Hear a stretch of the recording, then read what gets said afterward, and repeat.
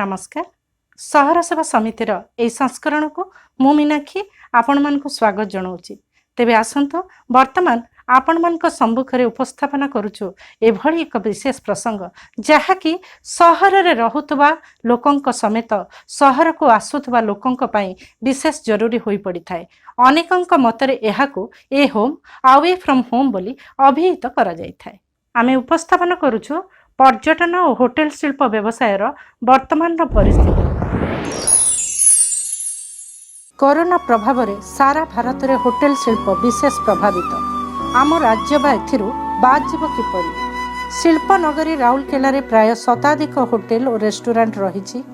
तन्मध्यरु हाथ गणती केतोटी होटेल को संगरोध केन्द्र और अन्य कार्य पई नियोजित करा जायतिबा बेले लोकंक समस्या को विचार करी मात्र किछि दिन हब सरकार अन्य होटेल गुड़िकरे 30% रहणी और विवाह व्रत आदि पाई 50 जनक भितर समागम पाई अनुमति देइछन्ति। सेहीपरि रेस्टोरेंट गुड़िकरे नियमित भावे बसी खाइबा को बारण करा जायतिबा बेले केवल पार्सल जोगे खाइबा देबाको अनुमति मिलिछि। मार्च मासरु संपूर्ण भावे बंद थिबा होटेल एवं रेस्टोरेंट गुड़िक एक प्रकार अचल होई पड़िथिबा बेले गमनागमन उपरे कटकणा जोगु एवं संध्या 7टा परे कर्फ्यू बलवत्तर रखा जाइथिबा बेले एही शिल्प गुड़िक लाभ देबा तो बहु दूर कथा सेवा देबारे मध्य संपूर्ण भावे असमर्थ बोली चिंता करा जाइथाय। कोरोना माडरे एही शिल्पर अनेक कर्मचारी समेत एहा सहित जड़ित थिबा फूल शब्द और आलोक और इवेंट मैनेजमेंट व्यवसायी माने एक रकम हाथ धोई बसी रहिछन्ति। तेबे आसंतु जानिबा एहार वर्तमान और भविष्यतर परिचालना दिगरे किछि होटेल मालिक अर्थनीतिज्ञ एवं प्रशासनिक अधिकारी जहा कहंती। तो होटेल और टूरिज्म ट्रैवल सारा देशर तो लॉकडाउन अछि यार किंतु बहुत कंपेयर टू अदर इंडस्ट्रीज ये इंडस्ट्री डैमेज था बहुत अधिका कहीं ना एटा फेब्रुआरी मासरु बंद हो गला जितक ट्रैवल एजेंसी जिते होटेल सब ताला पड़गला। बर्तमान यार इम्पैक्ट हम जे खोलला पर भी 6 मास पर्यंत लोकों को मूवमेंट रहे। सो आम गोटे प्रपोजल देचु आसंता 6 मास पर्यंत ईएसआई और प्रोविडेंट फंड रू टंका आनिकी से माने एटलिस्ट 70% 80% सैलरी आम स्टाफ मानकर दियंतु। आम सरकार एपर्यंत इंडस्ट्री मानक रिवाइवल पैकेज कौन हम अनाउंसमेंट किसी करना। सो आम बर्तमान बहुत चिट्ठी लिखिकी बहुत मेमोरांडम देकी भारत सरकार को अपेक्षा रहीचु जे कौन रिवाइवल पैकेज किसी गोटे करेंगे। सो यही टाइम रे जदि सब स्टेट गवर्नमेंट तांकर जेतिक डोमेस्टिक पैकेजेस अच्छी डोमेस्टिक जति इंडिया ओडिशा भितर कि इंडिया भितर जते सब ब्यूटीफुल जगह सब जो अच्छी यदि से गुरा समान अबिका डोमेस्टिक मार्केट रे प्रमोट करा जाए ताले हमर टूरिज्मटा बढ़िबो। हाँ world tourism organise WTTC world travel and tourism council कही tourism has gone back 7 years से 7 वर्ष तलू पड़ाई एंड स्पेशली ओडिशा रे जोठी हमर टूरिज्मटा एते स्ट्रांग नथिला एते ग्रोथ नथिला बर्तमान आमे तो भाबुछु आमे आ 10 वर्ष तलू पड़ाई हमर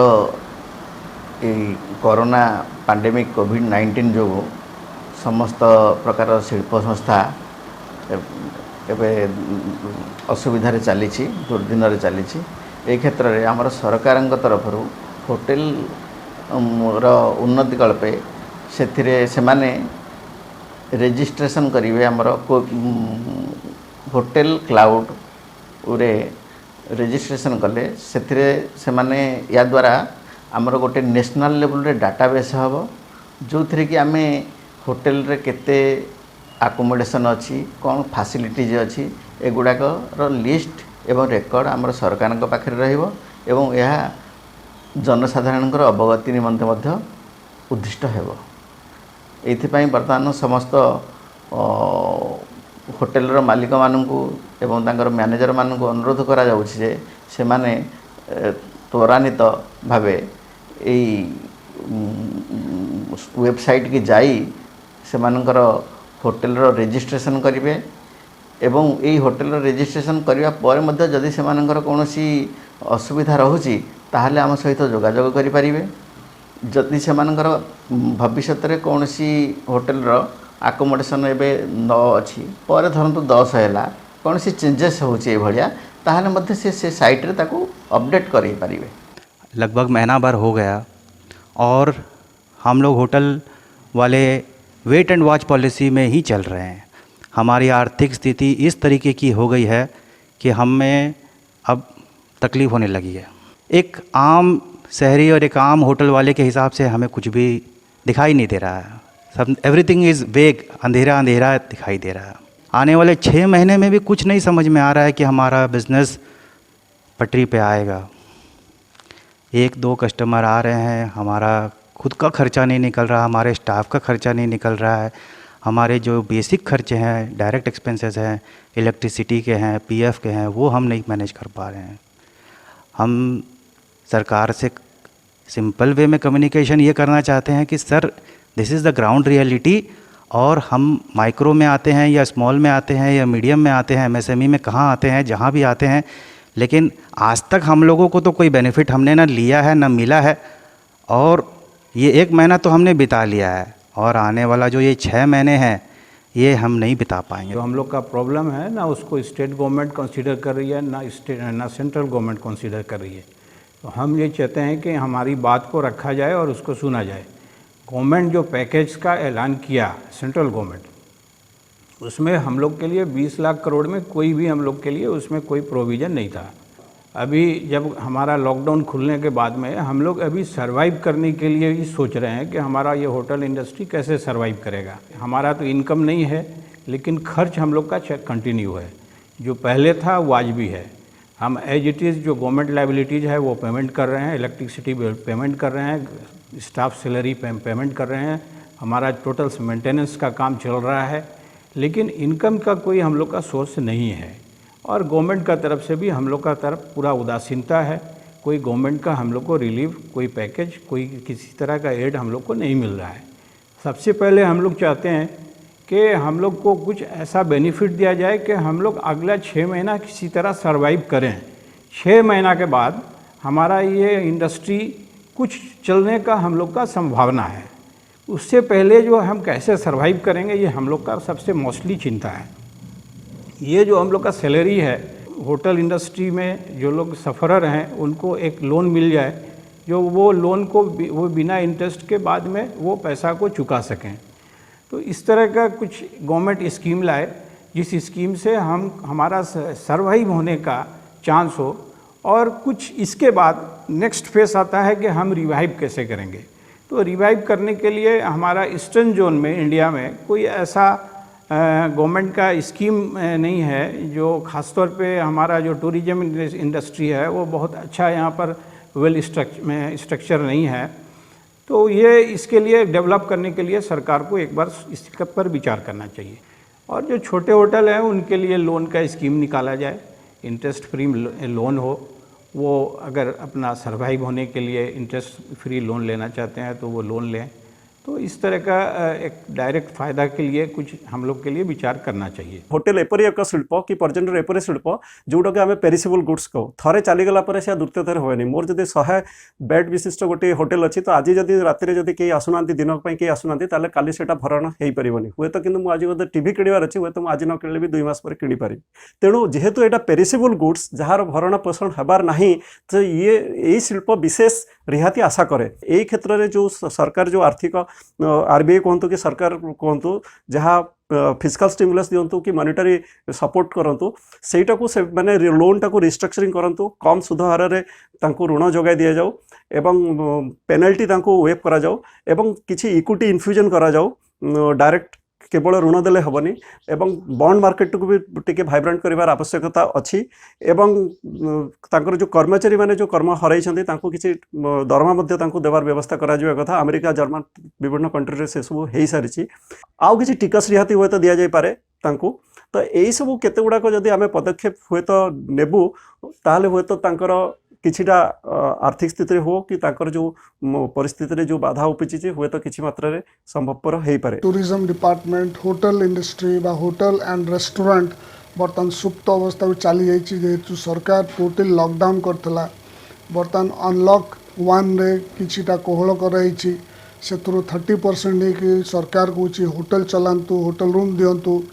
तेणुक आम निश्चित प्रकार लॉस रे चलची सरकार को आम अनुरोध करुचु आरएमसी को अनुरोध करुचु कलेक्टर महोदय को अनुरोध करुचु जे आमर जो 30% को बढ़े 50% ऊर्ध्व करूँ होटल इंडस्ट्री रिवाइव करूँ एवं टूरिज्म डेवलपमेंट केमती हम ताकू भी आखि आगे से चिंता रखी कार्य अनुष्ठान ग्रहण करूँ एवं सर्वसाधारण को जेमती होटल एसोसिएशन अवगत करुँची सर्वदा तांको सेवारे अच्छी भविष्य बर्तमान भी अच्छी तेणुक सरकार को मध्य आम अनुरोध करुँ समस्त अवगत करूँ कई जदि गोटे बाहागर कराया चाहूँगी कि गोटे शुद्धिघर कराया चाहूँगी गोटे व्रत उपनयन कराया चाहूँगी कौन कौन नियमावली अनुसरण कराया पड़ो काहाटू परमिशन ना पड़ो से को अवगत करा।